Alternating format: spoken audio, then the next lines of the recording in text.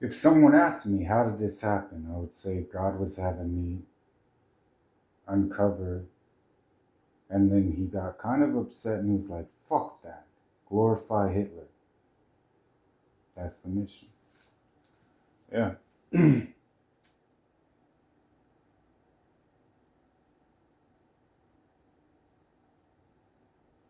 Because our victory is assured. And then we looked at it from the perspective of how many people have been persecuted and what's already going on. And from there, it was pretty much a conversation based on are you willing to take responsibility, of something that will never come close to you because I find you innocent and I know the truth. And we were honestly thinking about Nuremberg trials for Christians, and then how we were going to go about it. Yeah. Next question. No, because the whole thing was we know they're not God's chosen people. Like, so it didn't. It went way back, and then we pretty much decided there's some things we don't need to talk about. We didn't really worry about it really too much. It's already falling, and then the children of Israel are actually in the understanding of their own father, and then he knows them, and we're part of that.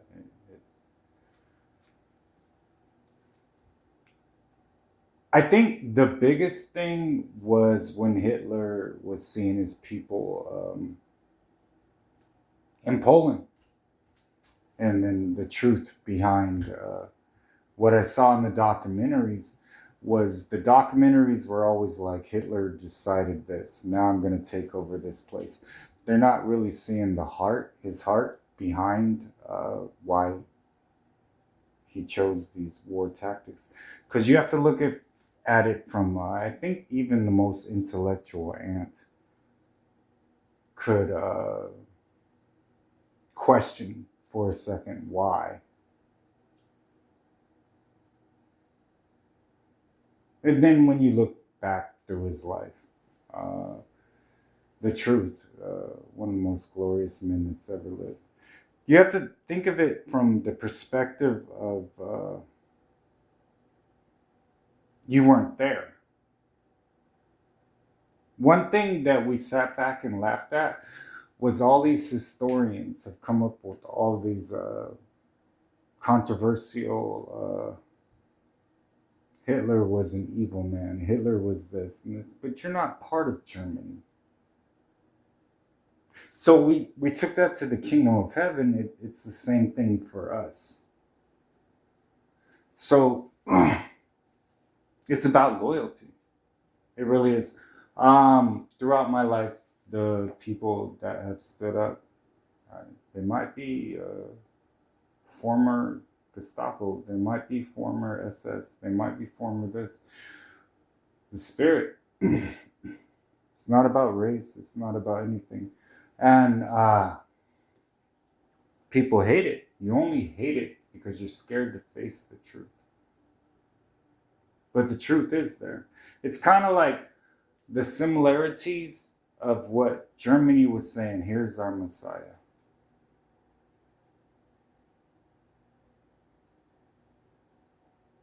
Just like what you guys call the Gentiles said, here's our Messiah.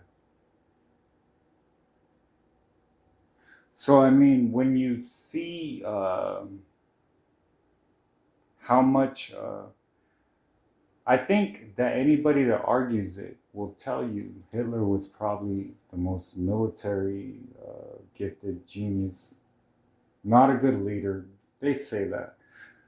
But then I look back through all the battles and then how much mercy he showed, and behind the scenes, how many times he said, hey man, I'm sending you a peace agreement. I don't really want to do this. I'm sending, They call it military blunders, but it was I don't really want to do this because I see us two as you built an empire, I built an empire. I see the similarities. I really don't want to send the Luftwaffe. Or so the hard parts that, well, I'll cut to the chase. It was Eva Braun. The question was, do you want a wife that actually understands war and you want to talk about that all the time, or do you want to come home and actually have a wife that's kind of like, well, here's what you need, and then reciprocate that back, but you still have a fucking responsibility. So I think the biggest thing that I'm seeing throughout history, Eve, I see the connections and all kinds of things.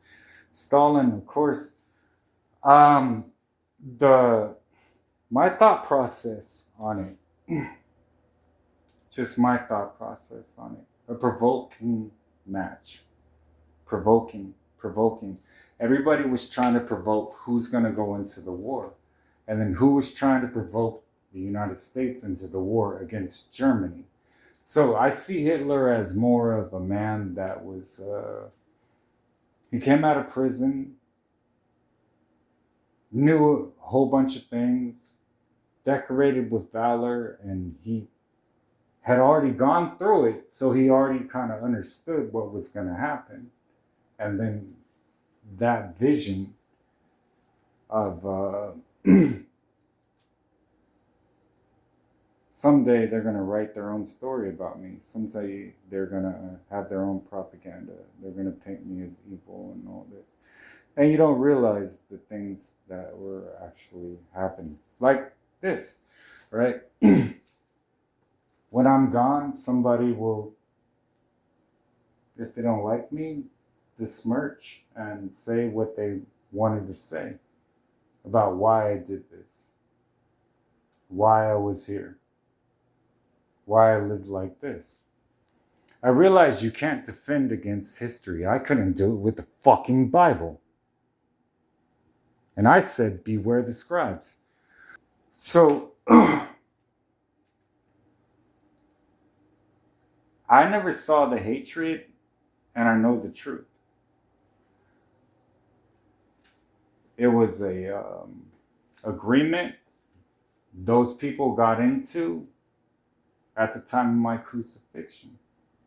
Let his blood be on us and our children. It got answered. It's not a human thing to understand. I didn't really think it was genocide or anything like that. I was concerned with war.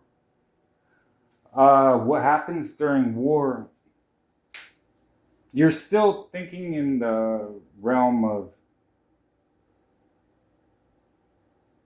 it's a human thing to understand. And it's all going on, it's going on, it's going on, it's going on. The truth is, Peter was once Winston Churchill. So it was a discrepancy on how I felt things should go. And then Peter was kind of answering, here's how I feel things should go. And it was fine. Because one day we'd both be born in America and it would make sense. So, and then, Mary was there, and then Father Abraham, he had that protective instinct on things. Well, in heaven, this is how it went. You really don't matter, is what humans aren't. Like, you're not part of this war. Like, you're not factored in. It's not about you. I think that both of us have it was teaching him something. I thought it was a bitch move, so I'm just gonna flat out say that. But he was needing help, and I allowed him to get that help because I didn't want to win. He's my son. So teaching him war, and then he forgot kind of how witty and amazing he is. So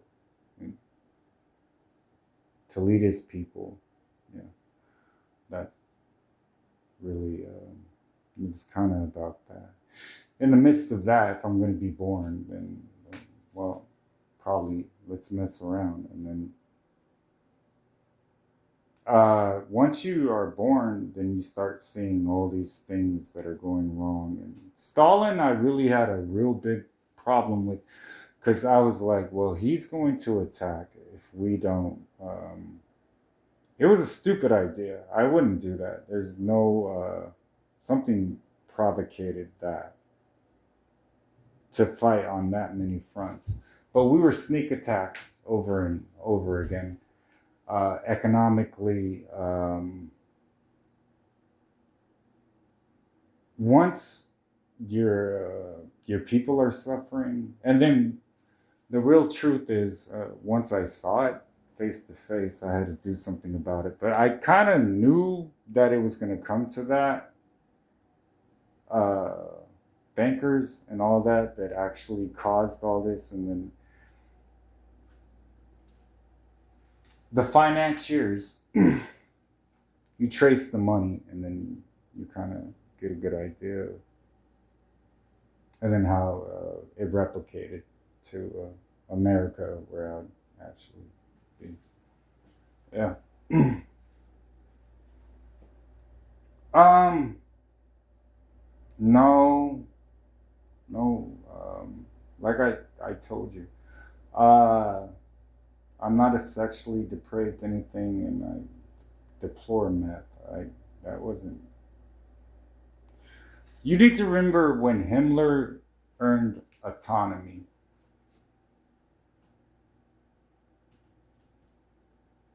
That's if I was at the Nuremberg trials,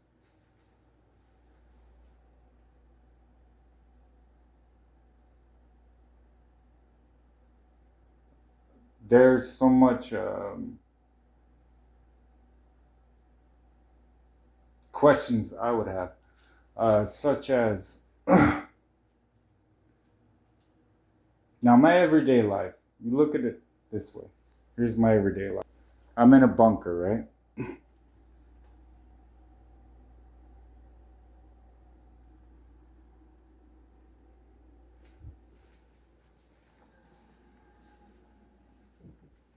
I do this over and over again.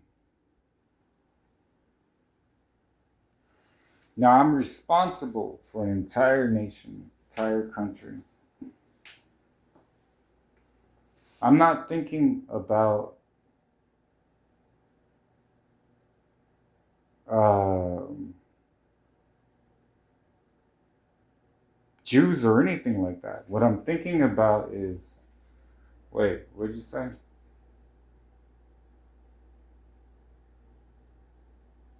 Yeah, I have a harbor resentment against those that killed my father. I do. Yeah, and swallow my pride and just get them to Palestine. I'm fine with that. But at what cost to the economy? Wait,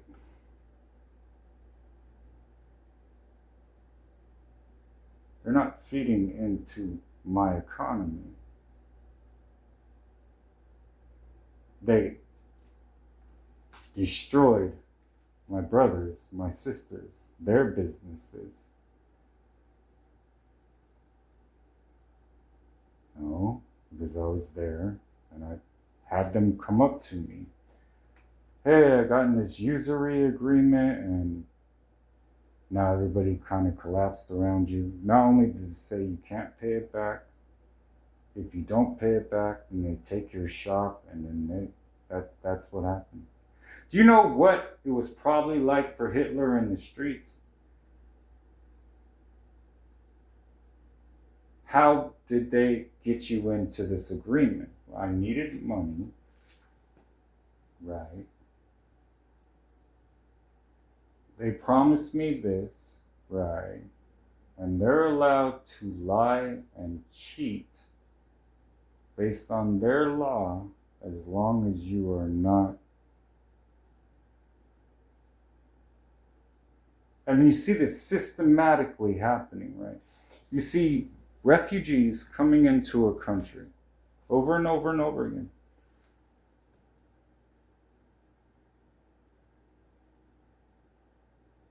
Yet their representation starts growing in government, any type of position, just out of nowhere, it just happens.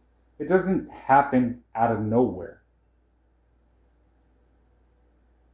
So I sat there the entire time, kind of like you Christians. It didn't just happen out of nowhere.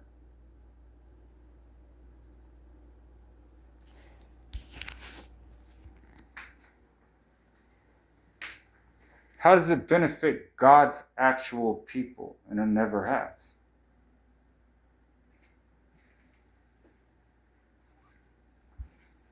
How did you get those millions?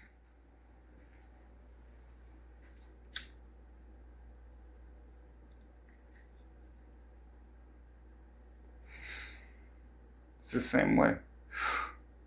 Same way we keep the heaven of God's creation. Only those that were born into it.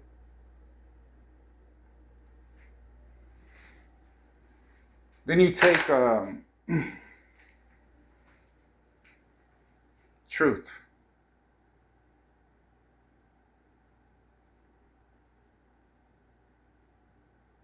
Kill the Savior, rewrite what happened.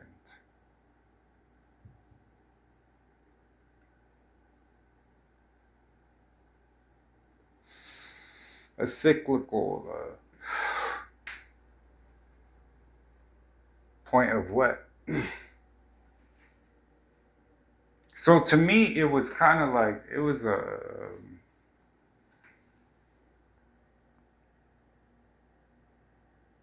That was so long ago that I don't even think about it. I don't really, because it was from a certain bloodline that went into an agreement, and his blood be on us.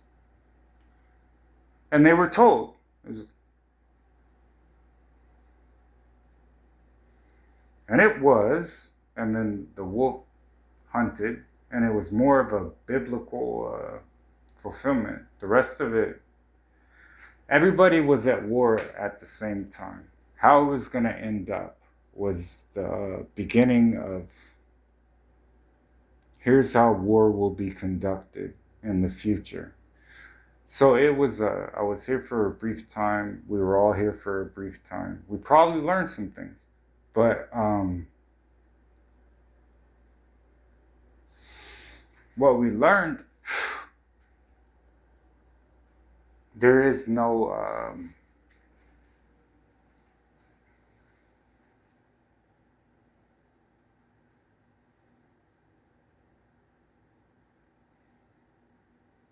truth, but what the victor says. But also, people fought for different reasons. I thought it was a necessary movement that everybody was kind of getting into to position America into a certain position.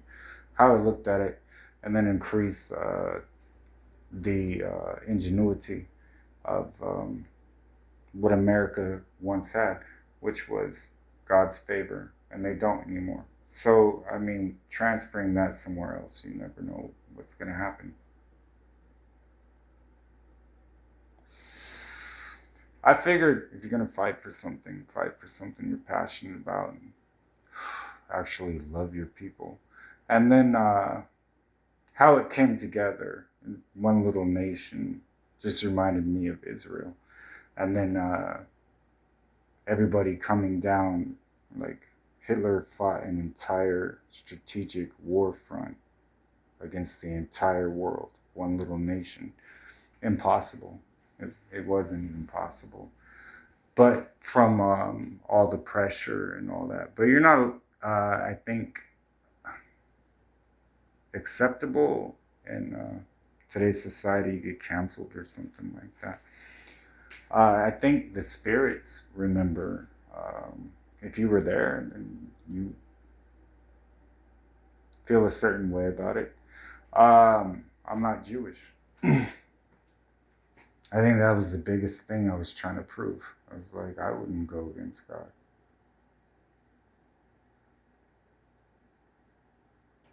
I am a true Jew in that sense.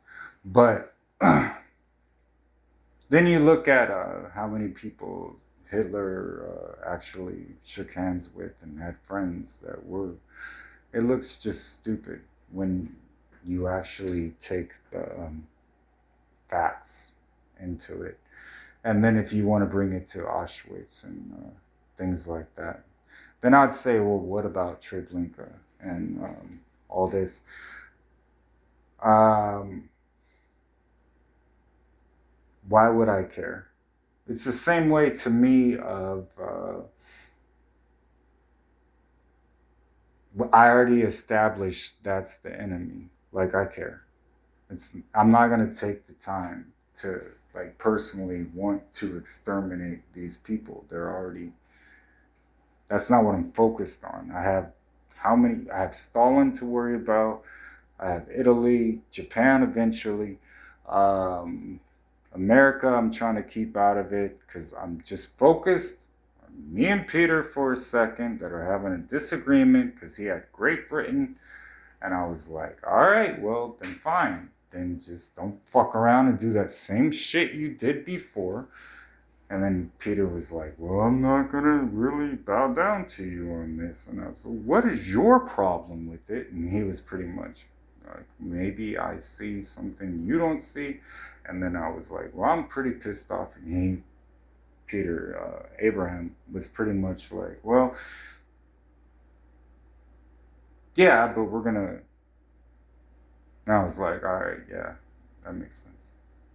So then it was like, well, stop bombing me because you just bombed my city, which is, I'm usually aggressive pretty quickly. And then Peter's more like,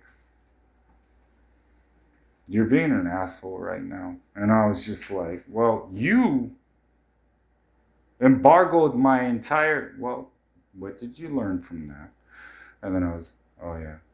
So did you learn the submarine thing? I learned the submarine thing. That's going to help. So, yeah, it's wild in heaven. So once you actually realize that you reach certain levels, then you humans stop thinking that your opinions and thoughts actually mean anything because you don't really know anything. So it's between me and Gabriel at the time we were playing. And I was like, all right, that. I was like, well, I'm offering you a peace treaty over and over and over again. Peter's like, I don't want to fight you. I'm not trying to fight you. Yeah, well, my people are suffering, and I just got this whole cool ass Air Force, and we're gonna do this thing. And then he needed help. So then we started sinking ships outside the parts that he needed. So teaching him war, because Peter's more.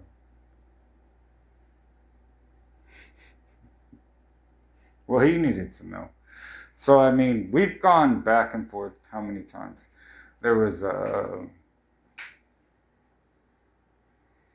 that, and then Malcolm and Martin, and we've been together for a while. Yeah. I think that once he knows I'm not against him, then maybe he'll lift embargoes and things like that. Because he is a world leader. So you never know who Peter's running things through. So Peter's Peter. So Sarah, maybe think more about who you're married to.